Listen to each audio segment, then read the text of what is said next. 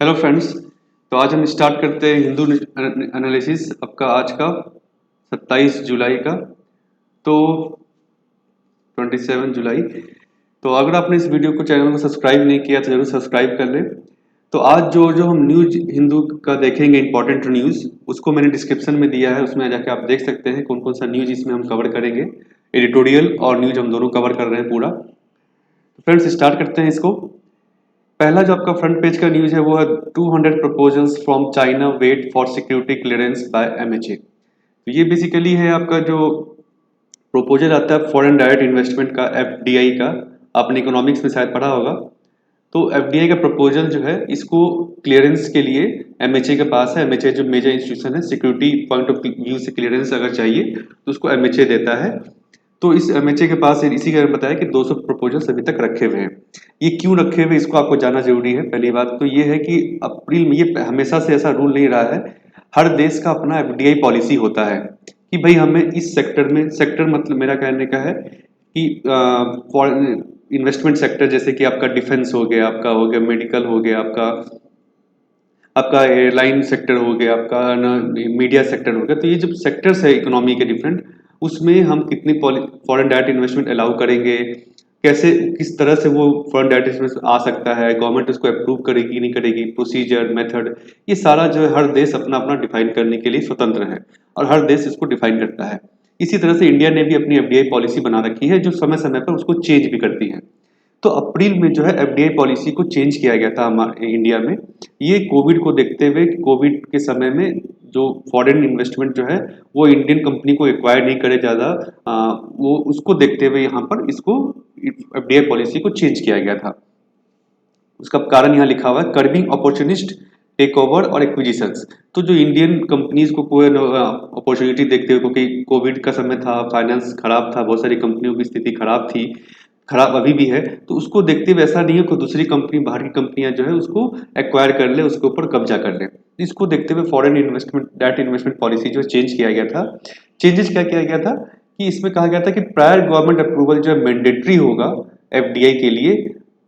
किस देशों के लिए, किस देशों से एफडीआई जाएगा उसमें, जो वैसे देश जो कि इंडिया के साथ बाउंड्री शेयर करते हैं, लैंड बाउंड्री, मतलब कि जिस जिस देश का लैंड बाउंड्री बॉर्डर जो है, लैंड बॉर्डर इंडिया के साथ है, उन देशों से अगर एफडीआई आ रहा है या उन देशों के नागरिक जो है एफडीआई इन्वेस्टमेंट कर रहे हैं इंडिया में, या फिर जो कंपनियां हैं जिसको फायदा होगा इस एफडीआई से, वो इस देशों से आती है, इस देशों में रजिस्टर्ड है, तो उन सारे केसेस में गवर्नमेंट के अप्रूवल का जरूरी है।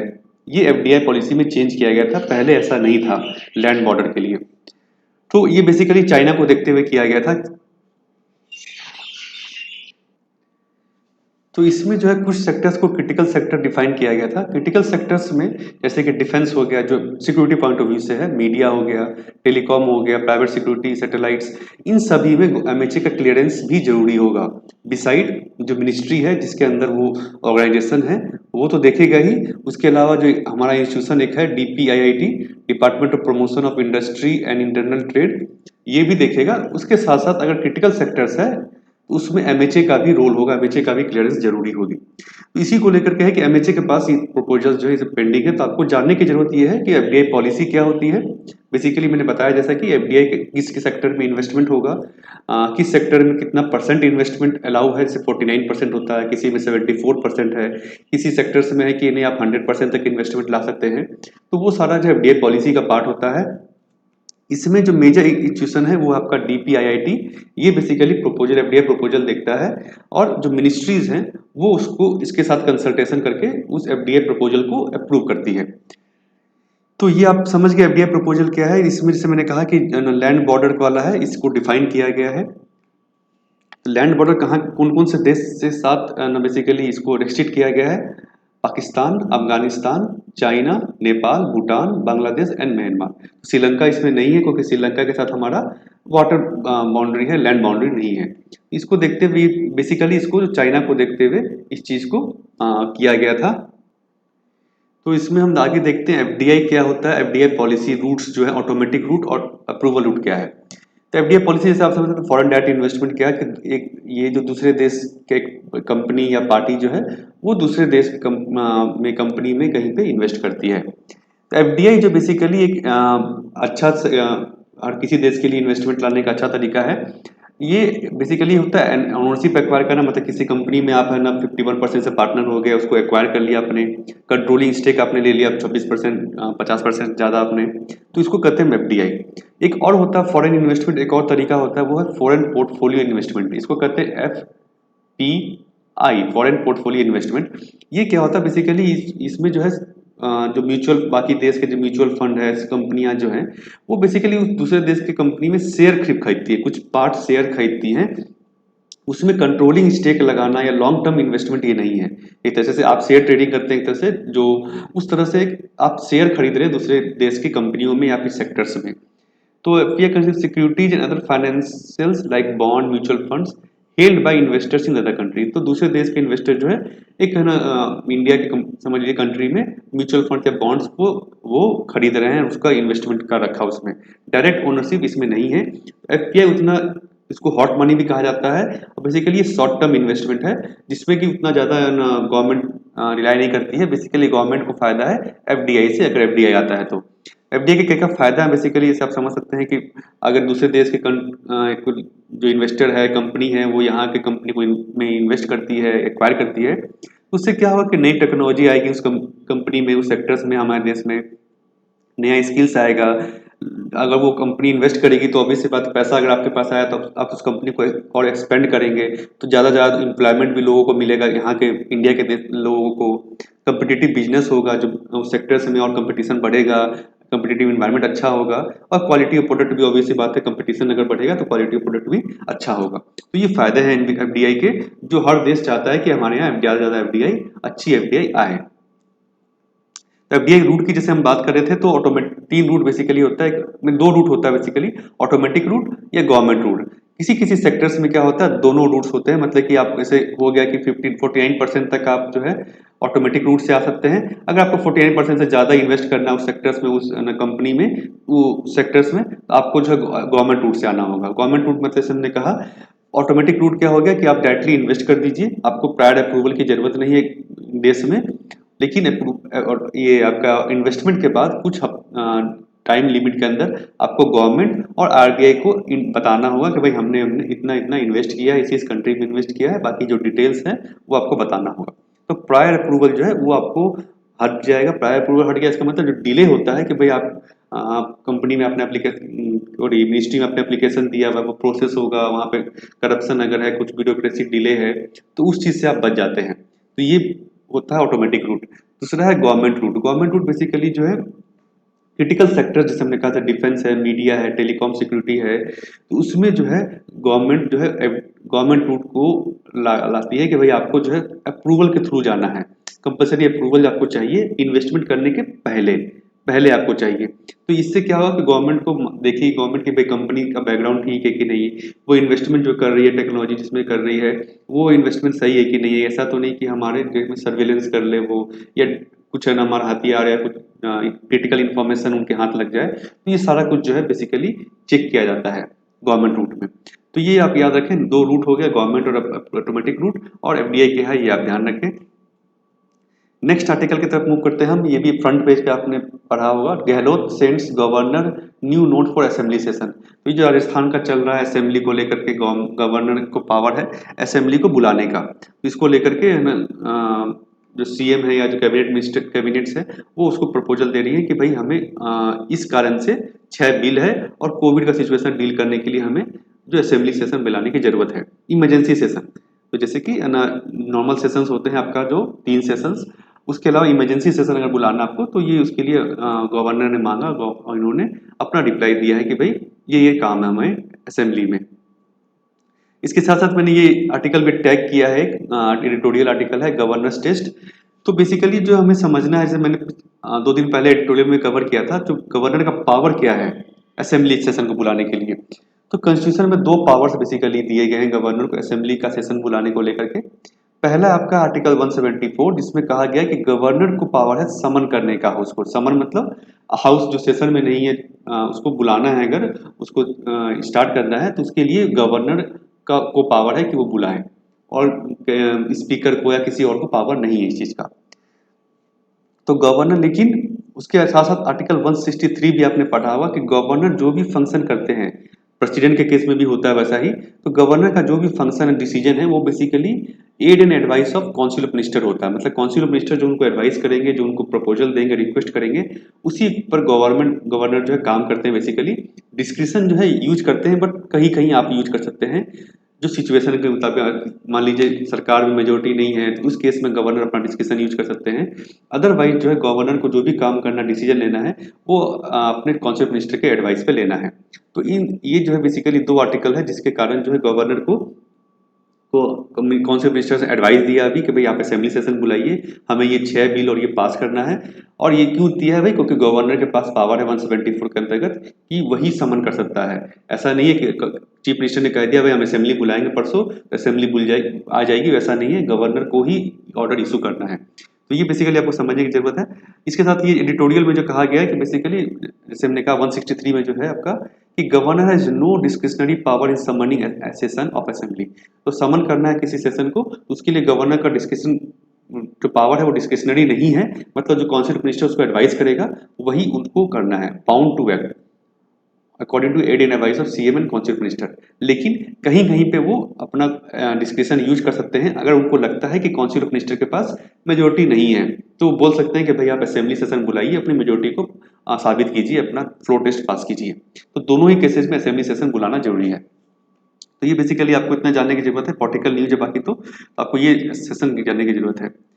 तीसरा आपका न्यूज है remember jawans, PM tales people. तो कल जो मन की बात हुई थी प्राइम मिनिस्टर की, उसमें उन्होंने कल कारगिल विजय दिवस था, 21st कारगिल एनिवर्सरी। तो इसी के बारे में कारगिल वॉर के बारे में सबने जाना होगा, सुना होगा। तो ये बेसिकली जो 26 जुलाई को हर साल जो है कारगिल विजय दिवस मनाते हैं, क्योंकि इस दिन इंडिया ने पाकिस्तान पे विजय हासिल की थी कारगिल वॉर में। तो कारगिल वॉर किसके किसके बीच में था ये जानते हैं आप? इंडिया पाकिस्तान के बीच में था। कारगिल जो आपका एरिया है, लाइन ऑफ कंट्रोल, इसमें 2 टर्म जो है आपको जानने की जरूरत है। एक ऑपरेशन विजय। ऑपरेशन विजय जो है वो कारगिल में जो आर्मी ने लॉन्च किया था, उसको हर जैसे कि ऑपरेशन का एक नाम दिया जाता है, तो उसी तरह इस ऑपरेशन का नाम दिया गया था ऑपरेशन विजय। दूसरा था ऑपरेशन व्हाइट सी, जो कि एयरफोर्स ने उस समय लॉन्च किया था अपना कारगिल में, और एयरफोर्स भी डिप्लॉय हुई थी, एयरफोर्स ने भी अपना काम दिखाया था। तो उसमें उसको नाम दिया था गया था ऑपरेशन व्हाइट सी। तो ये 2 basically prelims point of view से या ऑब्जेक्टिव पॉइंट ऑफ व्यू से आपके लिए जरूरी है। नेक्स्ट हम मूव करते हैं आपका आर्टिकल, ये एडिटोरियल आर्टिकल है, the chilling effect of criminal contempt. तो ये बेसिकली जो अभी प्रशांत भूषण जो एडवोकेट है आपके सुप्रीम कोर्ट में, उनके अगेंस्ट में सुप्रीम कोर्ट ने इनिशिएट किया है सुओ मोटो कंटेम्प्ट प्रोसीडिंग। तो ये क्या होता है इसके बारे में इन्होंने बेसिकली ऑथर ने, राइटर ने जो है एपी शाह, ये प्रीवियस जस्टिस है, इन्होंने बताया है कि भाई ये जो कंटेम्प्ट प्रोसीडिंग है ये गलत में, इन्होंने कहा है कि कंटेम्प्ट का ऑब्जेक्टिव क्या है और क्यों कंटेम्प्ट नहीं करना चाहिए। ये इसके बारे में बताया गया कि कंटेम्प्ट जो प्रोसीडिंग है, वो जो लॉ है कंटेम्प्ट का, वो बहुत ही पुराना लॉ है, उसको हमें हटा देना चाहिए कोर्ट को, और उसको यूज नहीं करना चाहिए। तो पहले यहाँ पे इन्होंने कहा है कि भाई बहुत सारे और भी अर्जेंसी के मैटर्स जो हैं सुप्रीम कोर्ट में पेंडिंग है, बहुत सारे और जो जिसको सुप्रीम कोर्ट को बेसिकली हियर करना चाहिए प्रायोरिटी केसेस को, ये जो है कंटेम्प्ट प्रोसीडिंग, इसको जरूरी नहीं है कि सुप्रीम कोर्ट इस पे अपना समय बर्बाद करे। तो ये बेसिकली इन्होंने कहा है पहले तो इसके बाद इन्होंने कंटेम्प्ट लॉ को ही, जो कंटेम्प्ट है आपका court of contempt of court, इसको ही बताया कि पुराना कानून है, इसको हटा देना चाहिए। ये पहले क्या था बेसिकली रिकमेंडिंग द एबोलिशन। यहाँ पे भी यूके लॉ कमीशन ने भी यूनाइटेड नेशंस का जो यूनाइटेड किंगडम का जो है लंदन का आपका, उन्होंने भी अपना किया था कि भाई इसको हटा देना चाहिए, क्योंकि बेसिकली जो पुराने समय का जो लॉ है इंपीरियल लॉ, कि उस समय जो किंग होते थे, किंग का भाई कोई बात नहीं टाल सकता उस समय का, वो लॉ है एक तरह से।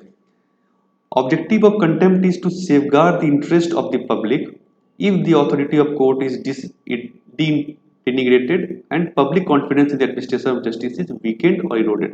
तो बेसिकली ऑब्जेक्टिव जो है कंटेम्प्ट का रहा है कि भाई जो पब्लिक का जो कॉन्फिडेंस है, वो जो इंटरेस्ट है, वो जो इंस्टीट्यूशन है, जैसे कोर्ट जो एक इंस्टीट्यूशन है, उसमें बना रहे। अगर वो खत्म होता है, कम होता है, तो कंटेम्प्ट जो है उसको रिस्टोर करें कि भाई हम गलत नहीं है। But the definition of criminal contempt, contempt 2 तरह का होता है, इसको हम बताएंगे आगे, सिविल कंटेम्प्ट और क्रिमिनल कंटेम्प्ट। जो क्रिमिनल कंटेम्प्ट है वो बहुत ही वाइड, इंडिया में जो उसका डिफिनेशन रखा गया बहुत ही वाइड है। वाइड इसका कहने का मतलब है कि उसको बहुत ही मिसयूज कर सकते हैं कोर्ट के द्वारा मिसयूज होने का चांसेस है, तो उसको जो डिफिनेशन को हमें कंस्ट्रेन करना चाहिए। ये यहाँ पे एक सजेशन दिया इन्होंने कि एग्जैक्टली जो है क्या करना है, हमें उस चीज़ को, उसमें डिफिनेशन को चेंज करना चाहिए। और उसके अलावा सुओ मोटो पावर भी, सुओ मोटो पावर का होता है मतलब यही होता है कि कोर्ट अपने आप जो उस चीज़ को क्या नाम है, कोर्ट में ला सकता है, उसके ऊपर अपना केस चला सकता है, केस प्रोसीडिंग इनिशिएट कर सकता है। ऐसे अदरवाइज आप देखेंगे कोर्ट में तो क्या होता है, कोर्ट सिर्फ जो कोई अगर फाइल करता है केस तभी जो है कोर्ट उस पर ध्यान देगी।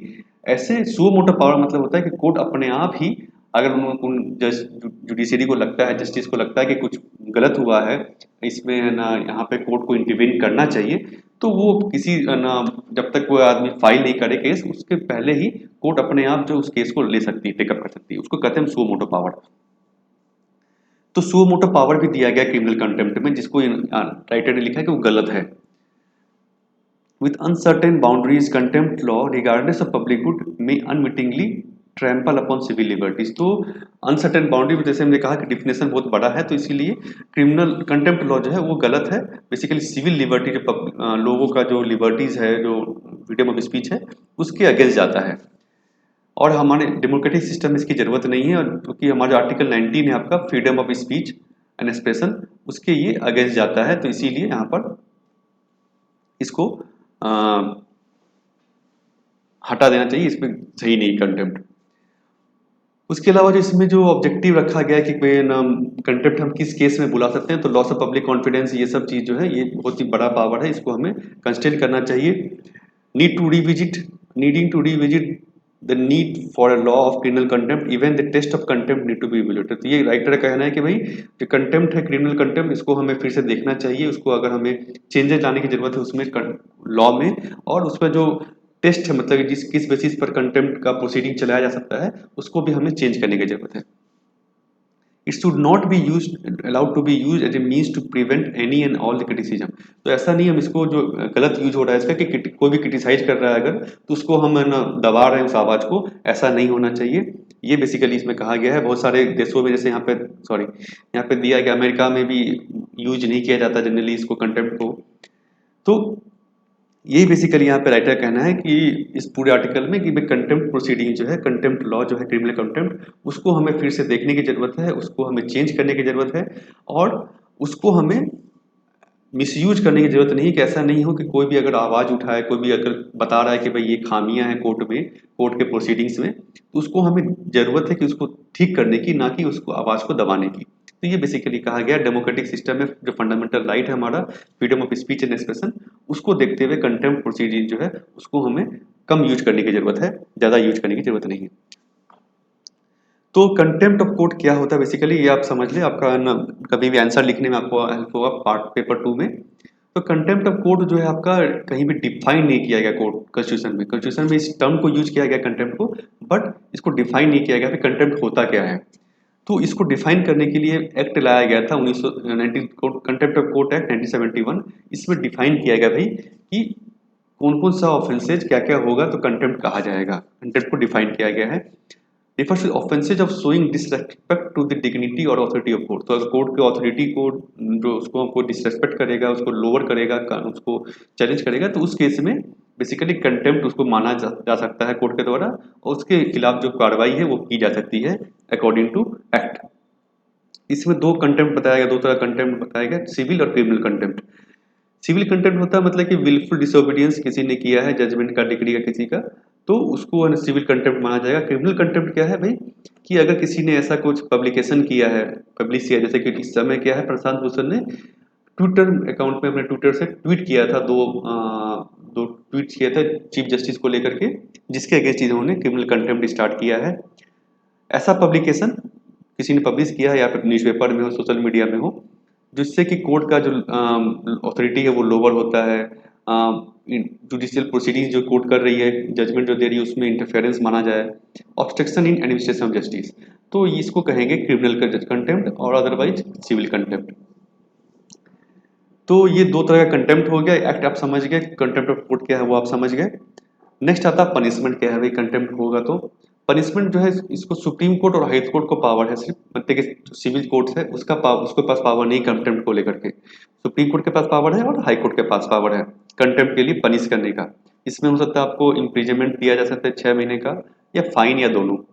और सुप्रीम कोर्ट के पास ये भी पावर, सुप्रीम कोर्ट ने कहा कि भाई अगर कोई लोअर कोर्ट का भी कोई कंटेम्प्ट करता है, उसकी अथॉरिटी को नीचे करता है, उस केस में भी सुप्रीम कोर्ट जो है इनिशिएट कर सकता है। मतलब सुप्रीम कोर्ट के अगेंस्ट अगर हो जाता है उस केस में भी, और अगर आप हाई कोर्ट या सबऑर्डिनेट कोर्ट जो होते हैं सिविल कोर्ट्स ट्राइब्यूनल के अगेंस्ट भी अगर कोई ऐसा लिखता है, कोर्ट को लगता है कि कंटेम्प्ट कर रहा है, उस केस में सुप्रीम कोर्ट उसके पास पावर है कि वो जो है उसके अगेंस्ट कंटेम्प्ट प्रोसीडिंग चला सके, ठीक है, उसको पनिश कर सके। और हाई कोर्ट के पास भी पावर है कि उसके जो नीचे जो कोर्ट्स आते हैं उसके अगेंस्ट वो कंटेम्प्ट, अगर कोई ऐसा करता है तो कंटेम्प्ट प्रोसीडिंग हाई कोर्ट देख सकता है उसका। अब हम आते हैं कॉन्स्टिट्यूशन में ये कहाँ कहाँ कुछ बताया गया इसके रिलेटेड। तो अगर आपको आंसर लिखते हैं तो ये अगर आप आर्टिकल्स लिखते हैं उसके बारे में बताते हैं तो अच्छा रहता, प्लस मार्क्स आपको मिलेंगे। आर्टिकल 129 में बताया गया कि सुप्रीम कोर्ट के पास पावर है कंटेम्प्ट के लिए पनिश करने का, लेकिन यहाँ डिफाइन नहीं किया गया है। ऐसे में बताया था कंटेम्प्ट क्या होता है, इसको डिफाइन नहीं किया गया है। आर्टिकल 142 में बताया गया कि कोर्ट को पावर है पनिश करने का, कोई पर्सन को इन्वेस्टिगेट करने का कि कंटेम्प्ट किसी ने किया है। आर्टिकल 250 में हाई कोर्ट का पावर है, सुप्रीम कोर्ट का पावर है 129 में, हाई कोर्ट का पावर है 215 में, ठीक है। ये नेक्स्ट आपका है, ये एडिटोरियल है motorcycle and art of court management. ये बेसिकली ये वही है कंटेम्प्ट को लेकर के। ये बताएगा मोटरसाइकिल यहाँ पे यूज किया है क्योंकि जो प्रशांत भूषण ने ट्वीट किया था उसमें एक ट्वीट जिसके against contempt proceeding supreme court कर रहा है वो है आपका, उन्होंने एक पिक्चर बताया था ना, जस्टिस जो है ऐसे बड़बोड़े जो करंट चीफ जस्टिस थे उस समय, उसमें एक एक्सपेंसिव मोटरसाइकिल को राइड कर रहे हैं, तो उसको लेकर के इन्होंने ना एक ट्वीट किया था। तो इसके अगेंस्ट भी ये है, बेसिकली इसमें कुछ खास नहीं है, ये वही चीज़ है कंटेम्प्ट को लेकर के। और ये नेक्स्ट एडिटोरियल है, ये भी कंटेम्प्ट उसी चीज़ को लेकर के एडिटोरियल है, तो सारा कुछ मैटर वही है आपका। इसमें कुछ सजेशंस और दिए गए हैं जिसको आप आंसर में अपना लिख सकते हैं। There is much wisdom in giving a wide latitude to publicly voice criticism. मतलब कि अगर कोई क्रिटिसाइज कर रहा है पब्लिक, तो उसको जरूरत है कोर्ट को और जुडिशरी को कि उसको जो है ना क्रिटिसाइज करने दें, अगर क्रिटिसिज्म सही है, मतलब कि अगर वो उसमें ज़्यादा कोर्ट का अथॉरिटी को नीचे नहीं कर रहा है, तो उस चीज़ को कोर्ट को उसको जाने देना चाहिए, उसका एक वाइडर व्यू लेना चाहिए। Higher judiciary should not really spending its time and energy in invoking its power to punish for contempt of itself। तो ये जो जैसे मैंने कहा पिछले आर्टिकल में, इस कोर्ट के पास ऑलरेडी बहुत सारे केसेस पेंडिंग है जिसमें कुछ अच्छे इंपॉर्टेंट केसेस भी हैं, उस कॉन्स्टिट्यूशनल मैटर को लेकर केसेज हैं, तो कोर्ट को उसमें टाइम नहीं देकर उसमें टाइम देना चाहिए, इस कंटेम्प्ट प्रोसीडिंग में टाइम अपना वेस्ट नहीं करना चाहिए। तो यही चीज बताया गया, reason why contempt of court exist is to insulate the institution from unfair attacks and prevent a sudden fall in judiciary reputation in public eye. तो ये मेन एम है कंटेम्प्ट का कि भाई न, ऐसा नहीं हो कि जुडिशरी का जो वैल्यू है, कॉन्फिडेंस है, पब्लिक का कॉन्फिडेंस जुडिशरी में, वो पूरी तरह से गिर जाए, उसको बचाने के लिए कंटेम्प्ट है, अदरवाइज इसको मिसयूज नहीं किया जाना चाहिए। In the contemporary, it is more important that courts are seen to be concerned about accountability, that allegations are squashed by impartial probes rather than threats of contempt action। तो मतलब यही कहना है, कोई एलिगेशन लगा रहा है कोर्ट पे कि भाई वहाँ करप्ट केसेज हो रहे हैं, जैसे कि अभी ट्विटर प्रशांत भूषण ने किया था कि करप्टेड है बहुत सारे चीफ जस्टिस, तो उस अगर कोई करप्शन के लिए बोल रहा है तो उसको देखने की जरूरत है कि भाई कैसे हम उस चीज़ को ट्रांसपेरेंटली जो है उसको इन्वेस्टिगेट करें, उस चीज़ों को उसका प्रोब हो, ताकि लोगों का कॉन्फिडेंस आए जुडिशरी में कि भाई नहीं कंटेम्प्ट, ये क्या नाम है, जुडिशरी में कुछ भी गलत नहीं है, सब कुछ सही है, जो एलिगेशन लगाए गए थे वो गलत है। तो ये बेसिकली राइटर का कहना है कि हमें उसको इन्वेस्टिगेट करने की जरूरत है, ना कि कंटेम्प्ट करके उस पर उसकी आवाज़ को दबाने की जरूरत है। नेक्स्ट आपका editorial the fall of Hong Kong. ये कुछ खास इंपॉर्टेंट नहीं, बेसिकली नेशनल सिक्योरिटी लॉ जो है अभी बीजिंग ने चाइना ने लगाया है हांगकांग पे, जिसके अंदर में बेसिकली बहुत सारे जो कर्ब्स, मतलब कि फ्रीडम है हांगकांग का, उसको कम किया गया है कि भाई वहाँ पे जो आवाज़ें थी, जो प्रोटेस्ट था, उसको दबाया जाने का। इसके बारे में बताया गया बेसिकली यहाँ पर जो आपने पहले भी मैंने कवर किया है, पहले ये ब्रिटेन का एक ना था, आपका पार्ट था, उसके बाद इसको 1997 में जो चाइना को हैंडओवर कर दिया गया था, तो उसमें दो टर्म्स आते हैं basically, one country two system. ये जो 1984 में जो बेसिकली एक एग्रीमेंट से बना था, मतलब इसका ये कि हांगकांग को जो है ऑटोनॉमी मिलेगी, कि कंट्री एक है, कंट्री कौन सा है, चाइना, टू सिस्टम मतलब एक हांगकांग का सिस्टम और एक सिस्टम आपका चाइना का। तो अलग सिस्टम मतलब हांगकांग को पूरी ऑटोनॉमी होगी कि भाई वो अपना अपनी जैसे चला रहा था पहले भी वैसे ही चलता रहे, चाइना का ज़्यादा इंटरफेरेंस नहीं होगा 50 सालों के लिए। ठीक है। उसके ऊपर बेसिकली आपका आया 1990 में basic law. Basic law basically क्या है कि चाइना हांगकांग का कॉन्स्टिट्यूशन एक संविधान है जिसके अंदर में हांगकांग चलता है। हांगकांग का जो अपना ये संविधान है वो आपको बेसिक लॉ कहलाता है कि भाई they would know longer colonial subjects नहीं होंगे वो, उनको अलग अपना जुडिशियल सुप्रीमेसी इंडिपेंडेंट जुडिशरी होगी हांगकांग की, जो अपना जैसे कि चाइना की जुडिशरी अलग है हांगकांग की अलग होगी। असेंबली होगा अलग से, असेंबली मतलब कि जो जैसे हमारा पार्लियामेंट है उसी तरह वहाँ का अलग असेंबली होगा। तो ये सारा जो था बेसिक लॉ में कहा गया था। तो ये बेसिकली दो चीज़ आपको जानने की जरूरत है, ज़्यादा कुछ नहीं है इसमें। और यही जो मैंने पहले भी बताया आपको, बेसिक लॉ क्या है बेसिकली मिनी कॉन्स्टिट्यूशन है, मतलब कि एक संविधान है जिससे हांगकांग चलता है, हांगकांग का सिस्टम है।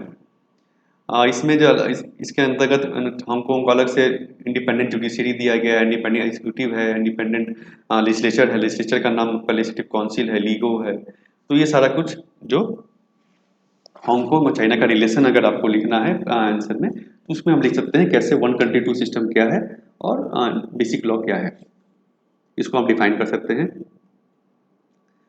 अगला आर्टिकल आपका ये भी एडिटोरियल है, रिवॉल्यूशन इन पॉलिसी माइंडसेट। ये बेसिकली जो है अभी कोविड को लेकर के इन्होंने बताया है कि क्या क्या जो गवर्नमेंट ने, डिफरेंट गवर्नमेंट ने एक अपॉर्चुनिटी की तरह उसको सस्टेनेबल डेवलपमेंट गोल जो है इसको देखते हुए क्या क्या पॉजिटिव इफेक्ट आया है, क्या क्या देशों ने किया है। जैसे कि बहुत सारे देशों ने यूनिवर्सल हेल्थ केयर सिस्टम को बनाया है, कोविड को देखते हुए उसको एक्सपेंड किया है। इंडिया ने भी किया, उसमें strengthen social protection system including cash transfer and food distribution system. तो ये बेसिकली बहुत सारे देशों में मिला है। जैसे इंडिया में आपने देख सकते हैं आप, फूड डिस्ट्रीब्यूशन सिस्टम जो हमारा पहले लिमिटेड था कि राशन कार्ड होल्डर को मिलेगा या कहीं नहीं, उसको एक्सपेंड किया गया है कि नहीं भाई किसी को भी आप कोई भी ले सकते हैं। तो ये सब चीज़ें जो है डिफरेंट देशों ने किया है। और ये जो चीज़ें हैं, जो स्टेप्स लिया गया है, ये सस्टेनेबल डेवलपमेंट गोल को भी फुलफिल करता है। सस्टेनेबल डेवलपमेंट गोल क्या है इसको हम देखेंगे आगे। Just innovating to help the most disadvantage access to financing, ये भी हम देखा हमने, जैसे कि क्रेडिट जो है हमारे देश में आत्मनिर्भर अभियान के अंतर्गत ने गवर्नमेंट ने जो स्मॉल कंपनीज हैं, स्मॉल मीडियम इंटरप्राइजेज हैं, उनको कम सस्ते रेट्स में लोन देने के लिए प्रावधान किया गया ताकि जो फाइनेंस का भी जो दिक्कत है, उनको जो बिजनेस उनका ठप हो रहा है उसको बचाने के लिए। तो इंक्लूसिव ग्रोथ है आपका। उसके अलावा जो ग्रीन रिकवरी के लिए जो साउथ कोरिया ने डिजिटाइजेशन और डिकार्बनाइजेशन का स्टेप लिया है अपना। ब्लू रिकवरी, ये क्या होता है भाई? ब्लू रिकवरी होता है कि भाई जो कंट्रीज है वो फिशरीज जो आप कर रहे हैं, फिशरी मैनेजमेंट, उसमें सस्टेनेबल डेवलपमेंट कैसे किया जाए, सस्टेनेबली कैसे उसको किया जाए। तो ये सारी चीज़ें जो है बहुत सारे देशों ने अपना स्टेप लिया है जो कि सस्टेनेबल डेवलपमेंट गोल को भी फुलफिल करता है। यही बेसिकली इसमें कहना है। तो सस्टेनेबल डेवलपमेंट गोल के लिए ये बताया गया है। तो सस्टेनेबल डेवलपमेंट बेसिकली क्या होता है? सस्टेनेबल डेवलपमेंट हो गया कि मतलब कि आप ऐसा डेवलपमेंट जो कि अभी के लोगों को तो जो जरूरत है उनकी उसको फुलफिल करेगी, साथ साथ साथ जो आने वाली जनरेशन्स हैं, जैसे हमारे 20 साल बाद, 25 साल बाद, 50 साल बाद जो जनरेशन्स आएंगी, उनकी डिमांड भी, उनका जो नीड है वो भी फुलफिल हो सके उस समय। इसका कहने का मतलब जैसे कि अगर हम पॉल्यूट कर रहे हैं, बहुत पॉल्यूशन हम बढ़ा रहे हैं, वाइल्ड लाइफ खत्म हो रही है, मान लीजिए पानी खत्म हो रहा है, तो आगे के जनरेशन जो है 50 साल बाद वो सस्टेन नहीं कर पाएंगे। उनको जो बेसिक लाइफ के लिए चाहिए, साफ पानी चाहिए, उनको साफ हवा चाहिए, तो वो जो उनको नहीं मिलेगा। तो इसलिए सस्टेनेबल डेवलपमेंट कहा गया है कि भाई आप जो है ऐसा अभी डेवलप करें, डेवलपमेंट ऐसा लाए, ऐसा नहीं आपने फॉसिल फ्यूल बहुत ज़्यादा डिप्लीट करना शुरू कर दिया, तो ऐसा क्या होगा आगे की जनरेशन 50 साल बाद जो उनको एनर्जी का सोर्स ही नहीं होगा उनके पास, वो कैसे एनर्जी करेंगे? लाइट नहीं होगा, बिजली नहीं होगी, कुछ नहीं होगा। इसको देखते हुए एक गोल बनाया गया था यूनाइटेड नेशंस ने, सस्टेनेबल डेवलपमेंट गोल 2015 में। ये क्या था, इसमें क्या कहा गया था कि भाई 2030 तक जो है कुछ गोल्स इन्होंने बनाए, उसको हम हर देश को फुलफिल करना है। ये सब देशों ने मिलकर बनाया था 15 साल के लिए। मेन इसका एम था कि पॉवर्टी को एंड करना, जो गरीबी उसको खत्म करना, और सस्टेनेबल वर्ल्ड, जो कि हर जगह जो सस्टेनेबिलिटी रहे। इसमें 17 गोल्स बनाए गए थे और 169 टारगेट्स था। मतलब कि गोल्स है, इसके अंदर में हर गोल के अंदर में कुछ कुछ टारगेट दिए गए थे, भाई इतना आपको प्रॉवर्टी जो है 10% से रिड्यूस करना है, 5% रिड्यूस करना है, हंगर जो है 0 हो जाना चाहिए। तो ये सारी चीज़ें कही गई थी जो कि 2030 तक आपको अचीव करना है। इसमें सारे इन्वॉल्व थे गवर्नमेंट, और ये लीगली बाइंडिंग नहीं है। मतलब कि ऐसा नहीं आपने अगर ये अचीव नहीं किया तो आपके ऊपर कुछ पेनल्टी लगेगी, आपको कुछ न देना पड़ेगा, वो ऐसा नहीं है, लीगली बाइंडिंग नहीं था। तो गोल्स जो 17 गोल्स, ये बेसिकली पिक्टोरियल उसका रिप्रेजेंटेशन है। No poverty, zero hunger, good health and wellbeing, तो ये हेल्थ को लेकर के, education, quality education, gender equality, clean water, sanitization, affordable clean energy, decent work and economic growth. तो ये सारा कुछ जो आपको देख सकते हैं, इसको आप कहीं भी नेट पर सर्च कर सकते हैं, सस्टेनेबल डेवलपमेंट गोल करके, आपको 17 गोल्स, और इसके हर गोल के अंदर में कुछ कुछ टारगेट्स थे जिसको अचीव करना था। किसी में 2 टारगेट, किसी में 3 टारगेट, वैसे करके था। इसको आप ध्यान रखें, ये बहुत बार सवाल आता है आपको ऑब्जेक्टिव सब्जेक्टिव में, तो इसको आप ध्यान रखें, आपको पेपर 2-3 में काफ़ी इंपॉर्टेंट है। नेक्स्ट आपका जो आर्टिकल है वो इम्पोर्टेड वैक्सीन में भी फास्ट ट्रैक। ये बेसिकली जो है आपका जो वैक्सीन डेवलपमेंट है उसको लेकर के जो ट्रायल्स चल रहे हैं उसको लेकर कहा गया, गवर्नमेंट ने कहा है कि इसको हम फास्ट ट्रैक करेंगे, और जो बाहर से जो मेडिसिन कहीं पे वैक्सीन ने कुछ ट्रायल किया है उसको भी हम एक्सेप्ट करेंगे एक तरह से। तो इसको लेकर के बेसिकली आपको जानना है कि वैक्सीन का डेवलपमेंट का स्टेजेस क्या होता है। ये मैंने ऑलरेडी कवर किया था लास्ट एडिटोरियल में, लास्ट डे के। तो बेसिकली इसमें होता है, पहले होता है एक्सप्लेनेटरी, जिसमें कि हम देखते हैं भी कि किस एंटीजन से, किस सब्सटेंस से, क्या केमिकल मिला करके हम उस वायरस को हम रोक सकते हैं। पहला तो ये हो गया लेबोरेटरी में। उसके बाद होता है आपका प्री क्लिनिकल। प्री क्लिनिकल मतलब होगा कि हम जानवर पे या लेबोरेटरी में जो टिश्यू कल्चर है, जो सेल का है आपका, उसके ऊपर टेस्ट किया जाता है इस दवाई को जो हमने बनाया है, इस सब्सटेंस को, कि भाई ये काम कर रहा है कि नहीं कर रहा है, इम्यून रिस्पॉन्स आ रहा है कि नहीं आ रहा है। तो ये हम टेस्टिंग होता है, इसको कहते हैं प्री क्लिनिकल। फिर आता है क्लिनिकल ट्रायल, जो आप काफ़ी न्यूज़ में देख रहे होंगे, फेज 1, फेज 2। इसका बेसिकली 3 मेजर फेज होते हैं। कहीं कहीं पे आप देखते हैं 4 फेज भी कहा जाता है, 5 फेज भी कहा जाता है, लेकिन मेजरली जो है आपको 3 फेज ही होते हैं। पहला फेज में जो छोटे कुछ 10-15, 100-200 लोगों को ये दवाइयाँ दी जाती है कि वो देखने के लिए कि सेफ है कि नहीं है। मतलब ऐसा तो नहीं उसको उनको कुछ एलर्जी हो रही हो, उनको कुछ अलग दूसरा कुछ है ना बीमारी होने लगे, तो वो देखा जाता है। फेज 2 में जो ज़्यादा ग्रुप लोगों पे, जो टारगेट पॉपुलेशन है जिसको हमें ये दवाइयाँ देनी है, उस पे देखा जाता है कि भाई उनके अंदर में इम्यून रिस्पॉन्स जनरेट हो रहा है कि नहीं, एंटीबॉडीज बन रही है कि नहीं उस वायरस के अगेंस्ट में, काम ये कुछ कर रहा है कि नहीं, और जनरल सेफ्टी। लास्ट होता है आपका फेज 3, जिसमें कि बहुत सारे इंडिविजुअल्स को हम पे लोगों पे हम इसको टेस्ट करते हैं, बड़े पे, बुजुर्ग पे, अलग अलग बीमारी के साथ जो है उन पे देखा जाता है कि भाई ये सभी पे ठीक काम कर रहा है कि नहीं। ये लंबा ट्रायल है सबसे, और इसके बाद में दवाई को जो है रेगुलेटरी अप्रूवल के बाद उसको लॉन्च किया जाता है, अगर सब कुछ सही रहा तो ये बेसिकली 3 फेज है ट्रायल का, इसको आप ध्यान रखें। नेक्स्ट ये आपका जो है आर्टिकल है, ये बेसिकली आता है हर बार हिंदू में, वाई विटामिन सी मैटर्स। तो ये विटामिन सी जो है अभी अपने इम्यून सिस्टम को अच्छा करने के लिए, ये विटामिन सी काफ़ी इंपॉर्टेंट है। तो आपको इसके बारे में बता दूँ कि क्या क्या विटामिन सी के बारे में बताया गया है इसमें।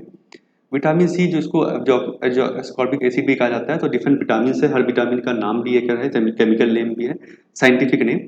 विटामिन सी का नाम आपका एस्कॉर्बिक एसिड कहा जाता है। ये वाटर सोल्यूबल विटामिन होता है।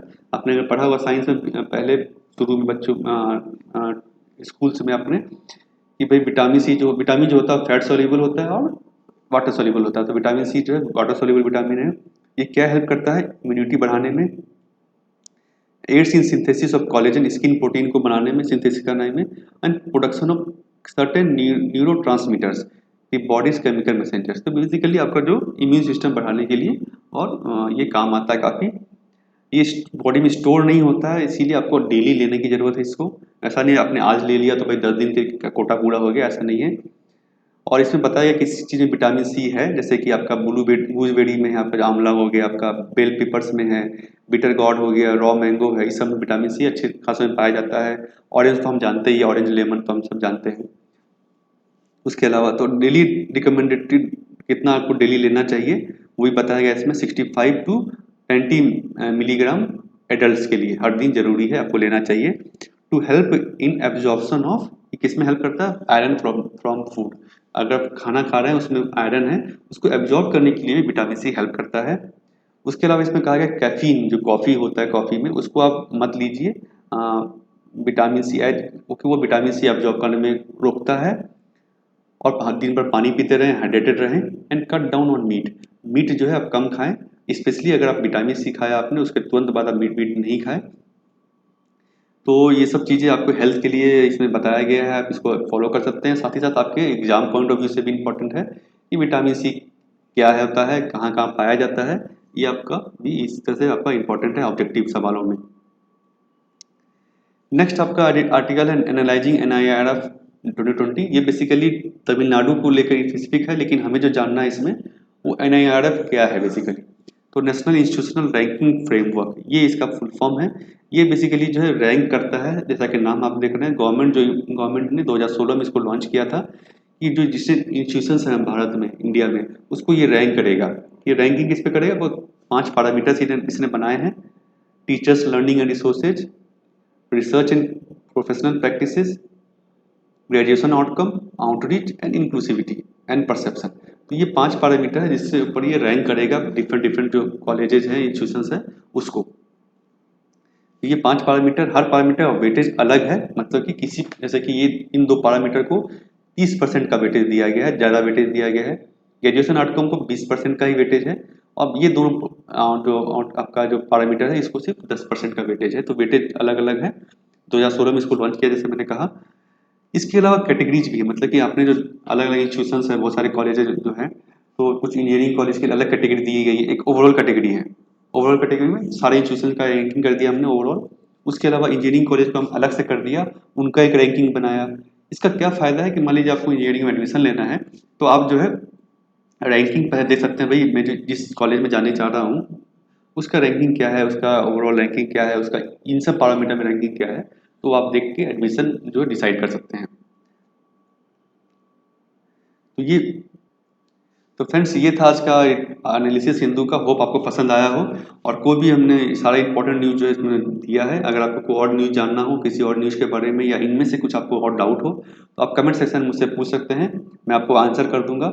और अगर आपने इस चैनल को सब्सक्राइब नहीं किया तो जरूर सब्सक्राइब कर लें और बेल नोटिफिकेशन दबाएं। और अगर आपको वीडियो अच्छा लगा हो तो जरूर लाइक करें और शेयर करें अपने फ्रेंड्स के साथ।